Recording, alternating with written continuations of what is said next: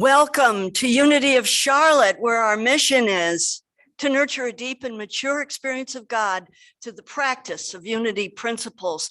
And simply put, we are here to love, grow, and serve. And I share that with you, also reminding you that this is not a mission and vision that we took from Unity and copied off of their website or their materials. This was created by you, our congregation, with a lot of thought, a lot of energy, and a lot of time. So I thank you for your wisdom in creating our direction with passion and with energy.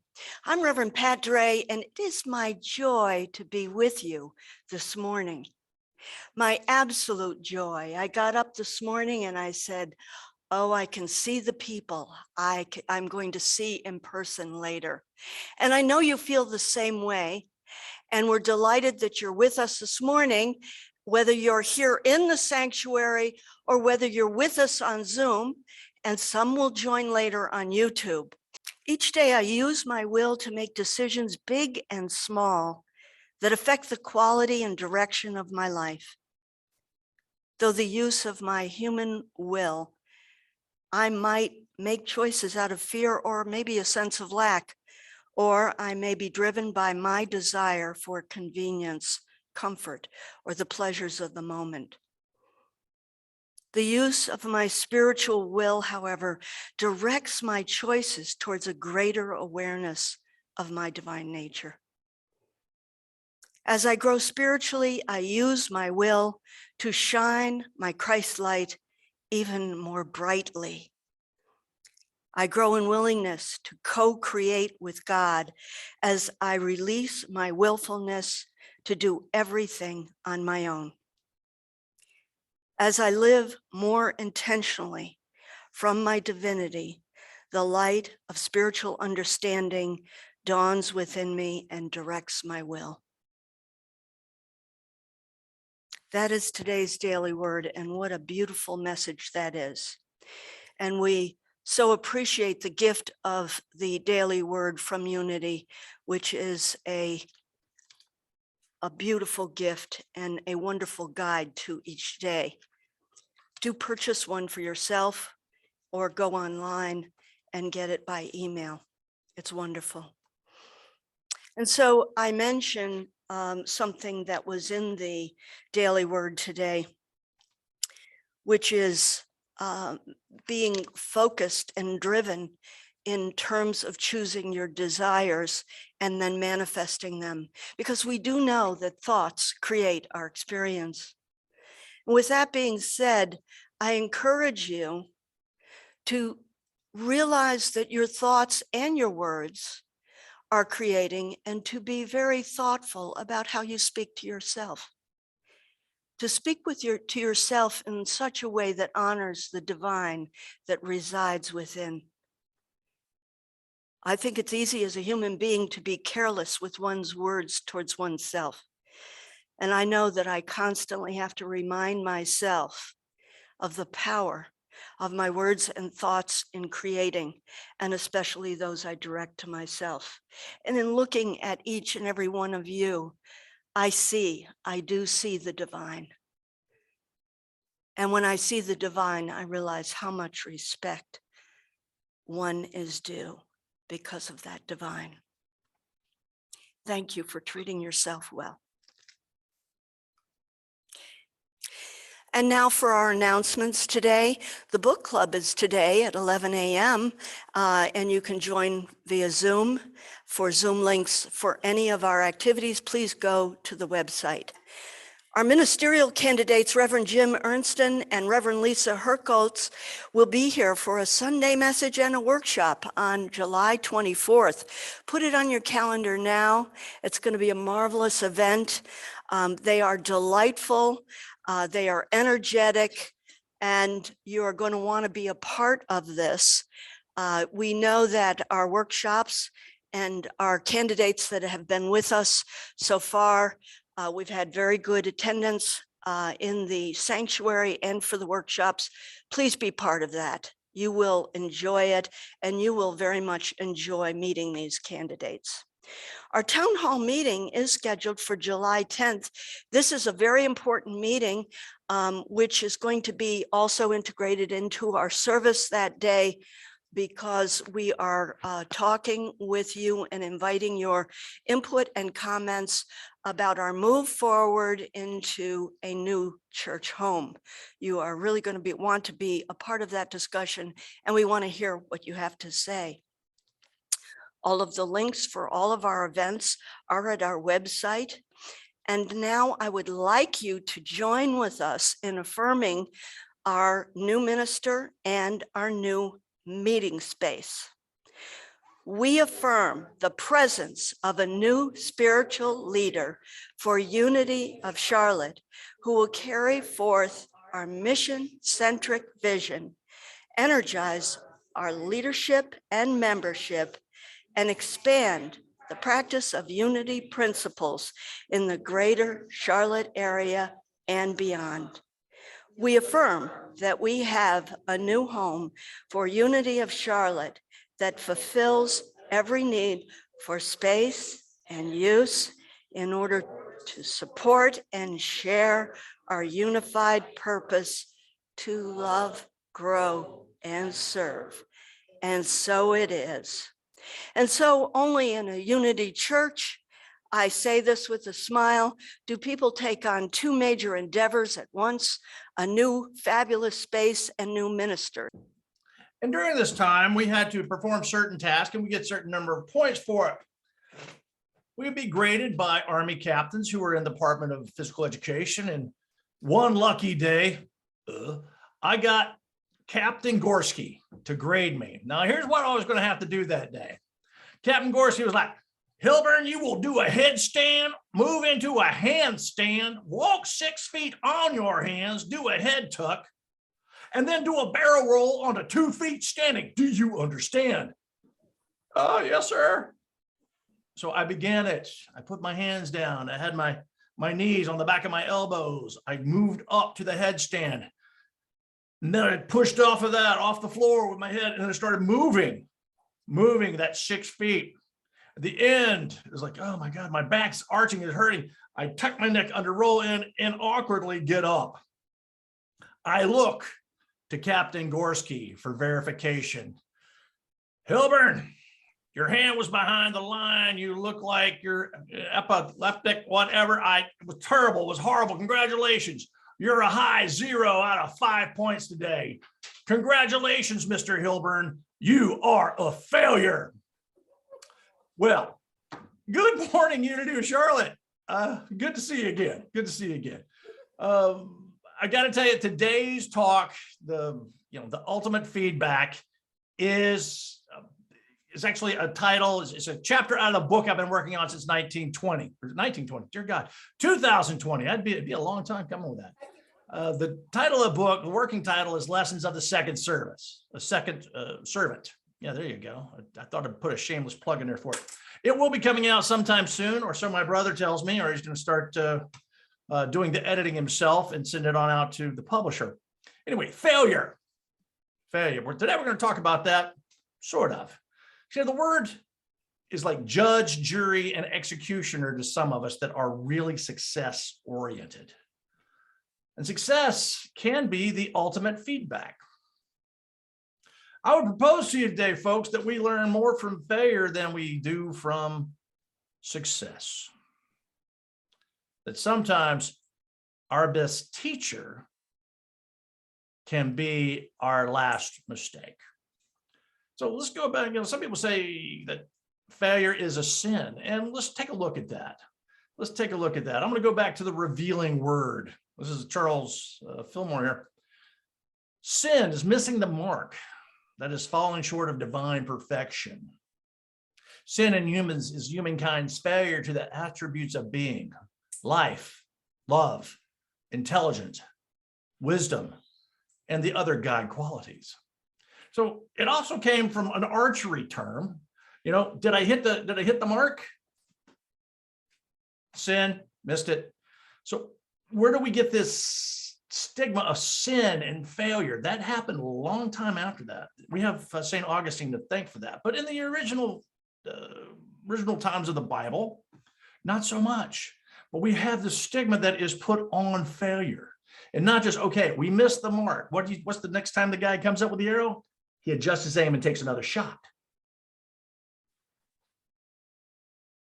And I'll go back. I'm going to run this one by you from Eric Butterworth from Celebrate Yourself. Now, if you can ever find a copy of this book, grab it. A lot of Unity books are out there. And if you can find them, hold on to them, because we don't do reprints really well. We do a lot of good things in Unity, but reprinting classics, not always. Sin is simply the concealment of humankind's Son of God's self. The sin is the changing experience, the failure to express the whole. And that's also true. Very true. So what does failure indicate in our lives? Well, I can tell you this. Success is a lousy teacher. It seduces smart people into thinking that they can't lose. And that came from Bill Gates. A few years ago, well, I still speak competitively with Toastmasters International and have for 13 years. There was one gentleman here in Atlanta that nobody seemed to think could lose. And we'd get to the state level finals, and he'd look at me and said, Dave, you know why I win? I said, why is that? Because I'm good. Okay. And he was good until he wasn't. And other people won, including yours truly. But he never learned from losing. Losing is a painful, failure is a painful teacher. Also from Bill Gates, I want to throw this at you, that it's fine to celebrate success, but it's more important to heed the lessons of failure. I'd like to tell you today that the title of this talk came from a CSL minister friend of mine, who's also a teacher now. She's retired and went back into public school. And her name's Cindy Ferris, and she teaches out in California. And I guess the last 2 years, the pandemic, she teaches high school. A lot of kids got slack on how they were supposed to work with Zoom and how they were supposed to work in a hybrid environment, either on Zoom or in the classroom. And had a lot of kids fail their senior year. And parents would come in wailing and gnashing of teeth. Little Johnny's got to get past, we don't want to put him through a GED program. He wants to go to community college. And Cindy would say, they didn't do the work, mommy, daddy, for those who actually had both there. Failure is sometimes the greatest feedback. And that is true. And that is true. I want to talk about some famous failures. Just because you fail once doesn't necessarily mean you're terrible. And everybody fails at something at some time. For example, Michael Jordan, kind of my generation's greatest of all time basketball player. After being cut from his high school basketball team, he went home, locked himself in his room, and cried. Talk about Steve Jobs, Mr. Apple himself. At 30 years old, he was left devastated after being removed from the company he started. Ouch. Also one of my favorites, the Beatles. Everybody, also possibly one of the greatest rock and roll bands of all time. They were rejected by Decca Recording Studios, who said, we don't like their sound and they have no future in show business. Quickly changed, didn't it? And God, how can I forget my good friend here? Oprah Winfrey. She was demoted from her job as a news anchor in Chicago because she wasn't a fit for television. Think about that. Think about the Oprah Winfrey Show. For those of us who've seen reruns or were in Chicago at some point in time and actually saw her live, it is a thing to ponder why someone would never say that she was not a fit for television. Well, a couple of things I want to leave you about failure today. One has to do with risk. Those who risk nothing or have done nothing, risk nothing, and will never fail. Congratulations. But when you take risks, there are going to be times that you're going to succeed. There are times when you will fail, and both are equally important. And the more you have to risk, the more chances you're probably willing to fail, which also means there are more times that you potentially can win. I'm going to talk about the Father Dowling mysteries. I don't know if you remember this. Take Tom Bosley, Howard Cunningham on Happy Days from back in the early 70s. He played a priest in the Father Dowling mysteries. And one time I remember a particular episode, he took $5 and he went into a gambling hall in New Jersey, in Atlantic City, and put it down. It kept doubling and kept doubling and kept doubling and kept doubling. And the guy who was tending the pit said, "Hey, Father, that's a lot of money. You sure you don't want to back out?" And said, "Well, the parish needs a new roof. Let it ride." And he lost everything, thousands of dollars on the table. And Stephanie, his assistant and a nun there, said, "What happened, Frank?" And he goes, "I lost $5. So it's an economy of scale, something to keep about what we can risk versus what we're willing to fail at. In my own life, young captain, 1993, I'm at Nellis Air Force Base near Las Vegas. We were coming in to do some training at the National Training Center. That was the closest Air Force base to get us in there. We had 18-hour layover.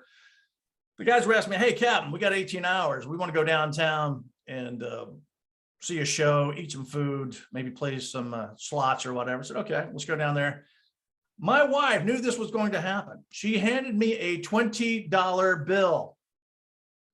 I said, "Okay, this is my play money. I get it at the $5 blackjack tables." And I win, and I win, and I win, and then I lose a little bit. Then I win, and I win, and I'm playing above my head, not with my head, not above my head. And there's a big pile of money on the table. We're talking $3,000. Now, for those of you who have ever been to Vegas, you can see people win and lose fortunes. But I only had $20, and my hands start to shake. The guy says, "Can we hit you again, young man?" I said, "I think I'll pull out. I think I'm done." And I took $3,000 back home to Fayetteville, North Carolina at Fort Bragg, and was able to make 4 or 5 house payments with that. My economy of scale to lose was very low. Something like that. There's a great inside joke. How do you make a small fortune in the wine business in Napa Valley? You start out with a big fortune. That's true. If you have a lot of money to lose, it's okay if you lose some of it. Which takes me back to the title of the book that I'm working on, Lessons of the Second Servant. A man had 3 servants. He's going to a foreign land on business. He leaves 1 talent of gold with one, 2 with another, and 5 with the first servant. We'll just call him the first servant. And at the end, he comes back, and the guy with 1 talent didn't do anything with it. He still had 1 talent. And the guy with 2, he didn't give him much. He doubled it. He doubled his money. It's like playing 21 and doubling down. Boof, boof, he get it. Number 1 guy started with 5, made 5. And everybody says, "Hey, that's great. This is marvelous. This is wonderful." He had 5 to play with. He had some gambling room. He had some lose room. What if he had been, the day before he had been down to 2, hit the daily double, did whatever, bet on the horses, and he doubled his money that way. We don't get to see that. We don't get to see that because, well, it depends on where you stop the story of where you win or where you lose. Are you a success? Are you a failure? Where do you stop the story? If we were to look at the resurrection story of Jesus and stopped it on Friday afternoon, it would be pretty light. It would not be what we have today. We would not call that success. We'd call that a failure, a horrible, horrible failure. So it's one of those things we have to have a process and we have to have a plan. And remember that failure is just a snapshot. Is that part of the story? Where do we stop the chapter? It can completely motivate us because success is just momentary and a habit, but so is failure. Because losers are going to fail when they quit and winners fail until they succeed. And it's not over until you win. And how we react to this failure or this thing says more about us than the actual success or failure itself. Many times, I think especially at least in my experience, people, including myself, take cues from outside themselves. Now, some of you, when I've been there, I know some of us could be parents, some of us could be grandparents. I'm going to run this by you. Have you ever noticed when a toddler falls down? Many times they will look at their parents for cues on how they should react. The parents are like, oh my God, the kid freaks out and starts screaming. But if the parents are more like, baby fall down, go boom, and they start laughing, the child is more likely to laugh it off and start laughing and say, oh, I'm not hurt, I'll just keep on going at it. It's our reactions that make the difference.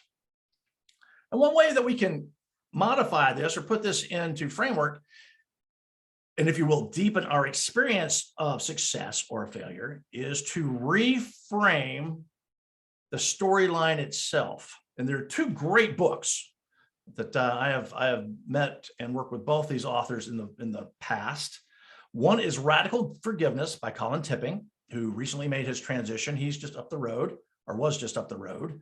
And Spiral Dynamics by Reverend Gary Simmons and his wife, Reverend Dr. Jane Simmons.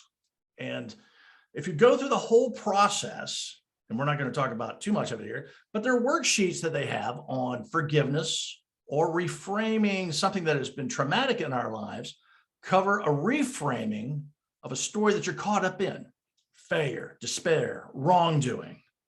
And how you frame that can make all the difference in the world, which brings me to the piece de resistance. I would like to talk to you, some of you may remember this, the 2016 Rio Olympics, the men's 4x100 relay. It was a Friday night. I remember it like it was only yesterday, even though it's 7 years ago. The Japanese team was the underdog. No runner on their team ran 100 meters faster than 10 seconds, whereas all of the other teams in the final, except Brazil, had at least one runner faster than 10 seconds in the over 100 meter run. In fact, the US, our team, had all of its runners that could beat 10 seconds in the 100 meters. It was going to be a 4-man relay. And the Jamaican team could run 100 meters less than 10 seconds, including, at that particular Olympics, world record holder Usain Bolt, the fastest man in the world at the time, who could run 100 meters in 9.58 seconds. See, the Japanese have been training, though. They recognized they were failing, and they worked on some under the grip techniques to get that baton off. And when the gun was sounded, everybody started running. But it didn't really matter, because Jamaica had as its anchor man Usain Bolt, the fastest man in the world. What happened next, in less than 4 minutes, was almost legendary. Japan had come in 1/3 of a second behind Jamaica. That's less time than it is for me to say, whoa. So is that the opposite of failure? Well, take a look. So what happened? How did they react?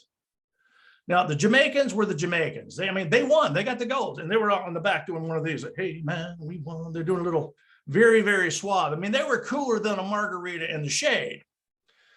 The Japanese were not so quiet about coming in second. They failed. They came in second. They're the first loser. They're first runner-up. They took their Japanese flags and had them wrapped up in them and like, Banzai, samurai. And they were like, going up there to the stadium, and everybody was screaming. Everybody expected the Jamaicans to win. Nobody was expecting the Japanese to even come in second, third. Now, America, we got disqualified. Canada came in third. But they framed it. It's like they acted like, if you were to look, okay, who came in first here? Who's the winner? Who is the champion? Who is the loser? You say, Japan obviously won. And Jamaica, second or third. But no, that's not the way it is. That's not the way it happened. So both success and failures are on the same spectrum. I have not asked anybody to define what it is. Success and failure are on the same spectrum. They're both a matter of habits.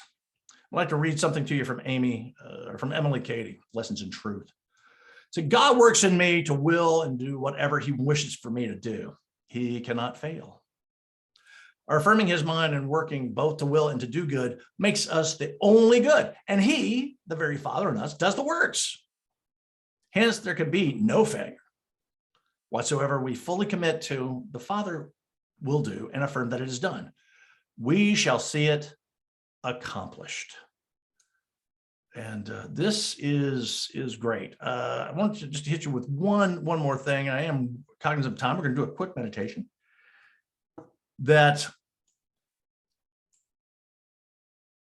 there was a mother bird, and I don't know, springtime is always beautiful here in the Southeast, and see a lot of new fledglings out there. Mother bird is talking to her baby bird. Baby bird does not want to leave the nest. He said, Mama, what happens if I fall? And she looks at him and says, oh, my dear, what happens if you fly?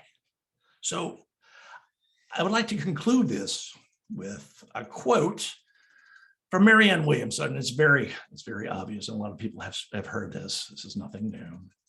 And our deepest fear is not that we are inadequate, that we fail. Our deepest fear is that we are powerful beyond measure. It's our light and not our darkness that frightens us. We ask ourselves, who am I to be brilliant, gorgeous, talented, fabulous? Actually, who are you not to be? You're a child of God. Your playing small does not serve the world. There's nothing enlightened about shrinking and shirking so that other people won't feel insecure around you. We're all meant to shine as children do. We were born to make manifest the glory of God that's within us.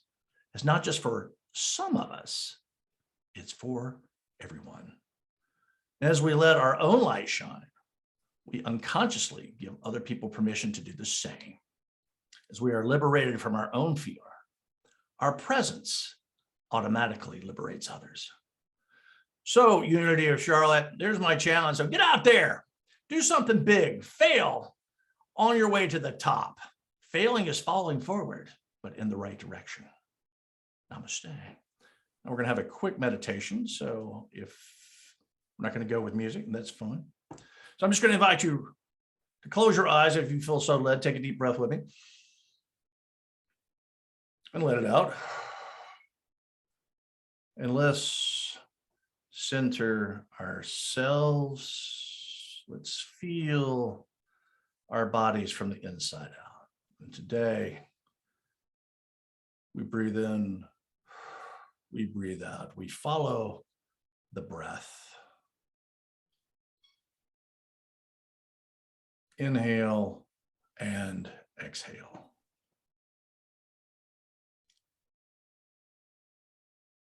Following the breath into the nostrils, fills the lungs, push it back out.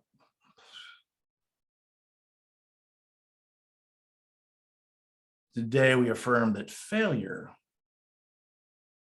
does not have to be a moment of embarrassment or shame.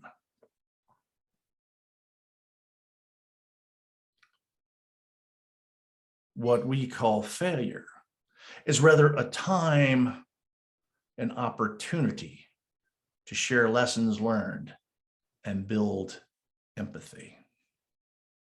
It is a chance to regroup and re-examine. We inhale and we exhale. It's important to remind ourselves that whatever we set our minds to has already been affirmed by the divine itself. Your desires are the universe knocking on the door of your heart.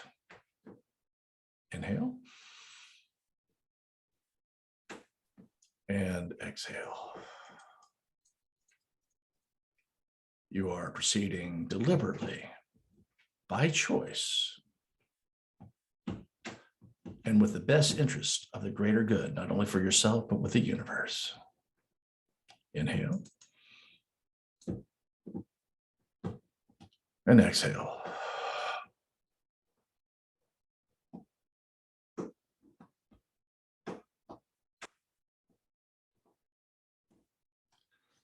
Everyone has failed at something at some time during their life.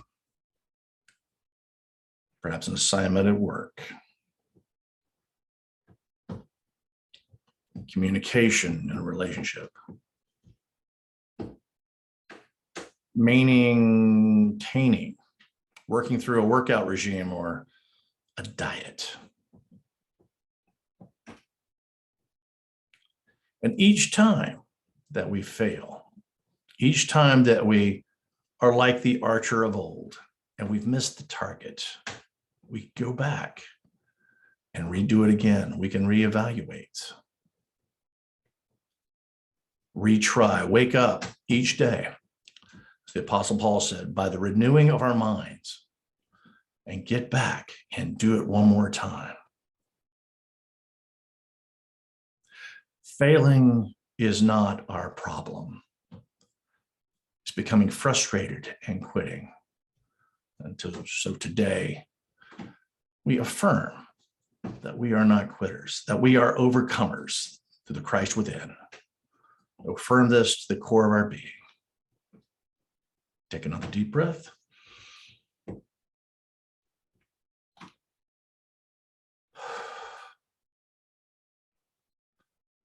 And so it is. Amen. Namaste.